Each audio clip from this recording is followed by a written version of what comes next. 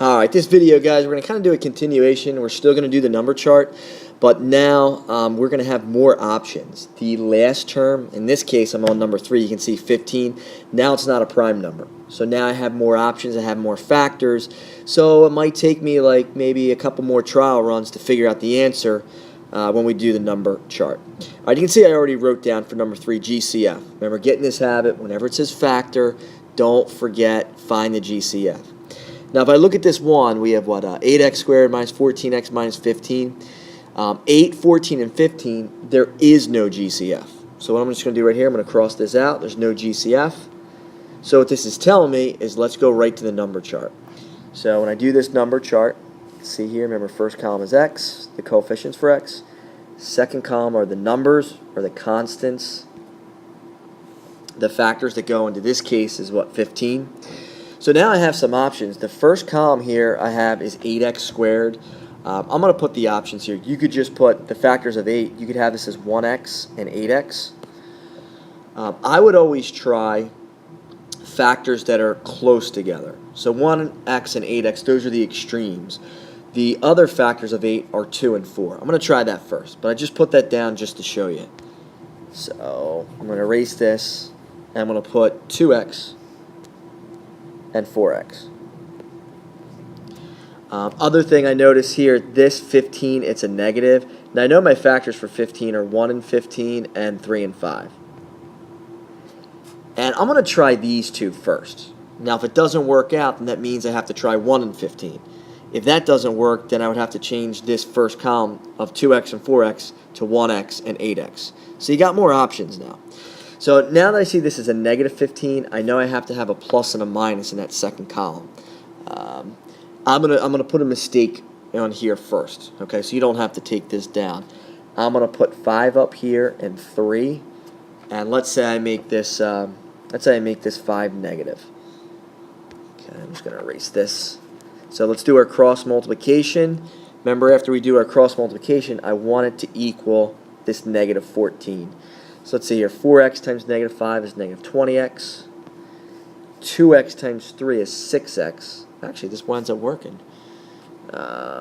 Geez, I thought it was going to be the mistake, but no, it actually winds up working. So then when we add these, we get negative 14x. So this works out right away.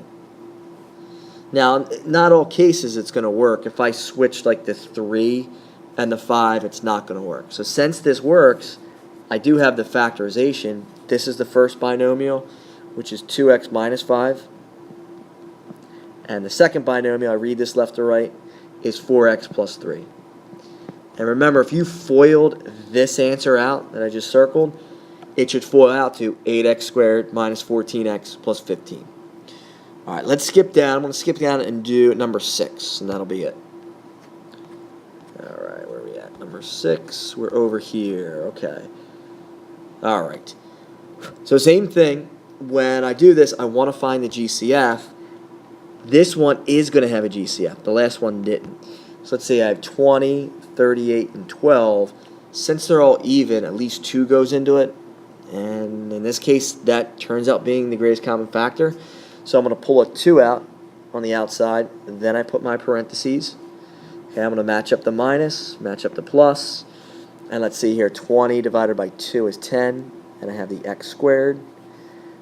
Negative 38 divided by this 2 is negative 19, and I bring down the x. And then this 12 divided by this 2 is 6.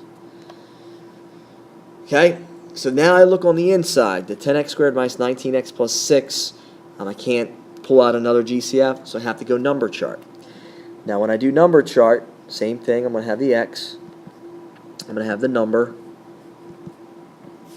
Now, this first column, I want to get factors for 10. Well, it could be 1 and 10, or it could be 2 and 5. So kind of rule of thumb, let's use the numbers closer to each other. Let's do 2x and 5x.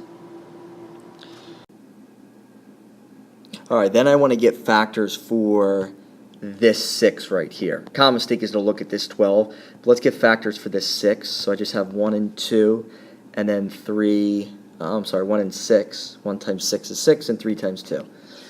So I have those two pairs. Now, since this is a plus, I go same sign in the first. Since that's a negative, I'm going to have 2 negatives here. So I'll put 2 negatives. Let's see here. Now this is what, negative 19. Let's see here. I'm going to put 2, and I'm going to put 3 here. And I believe this doesn't work. Okay, so just to show you, I multiply that. 5x times negative 2 is negative 10x. 2x times negative 3 is negative 6x. When I add these, I get negative 16x. Okay, this doesn't work. It's got to equal this, the negative 19. So what I'm going to do, let's switch around. I'm going to switch around the 3 and the 2, so I'm going to erase this. Let's switch this around. So I'll put negative 3 up top. Oops. Here, let's erase all this too. You can see how, this process, sometimes it gets a little messy. You're not going to get it on the first time every time. That's fine. Just keep trying. Eventually you will get it. So I'm going to switch. I'm going to have negative 3 up top and negative 2 down here. So let's see here. 5x times negative 3 is negative 15x. 2x times negative 2 is negative 4x, and this does work. Negative 15x plus 4x is negative 19x. So that works with this middle coefficient. So don't forget, when I write out this full factorization, don't forget this 2 that I'm underlining. That was the GCF, so I have 2. Then I put this is the next binomial, 2x minus 3. And then the second binomial, I circle this, is 5x minus 2. All right, so this was one where we pulled out a GCF and then we used the number chart. They take a little bit of time, so just be patient with it. You might not get the answer right away, but eventually, if you stick with it, you will.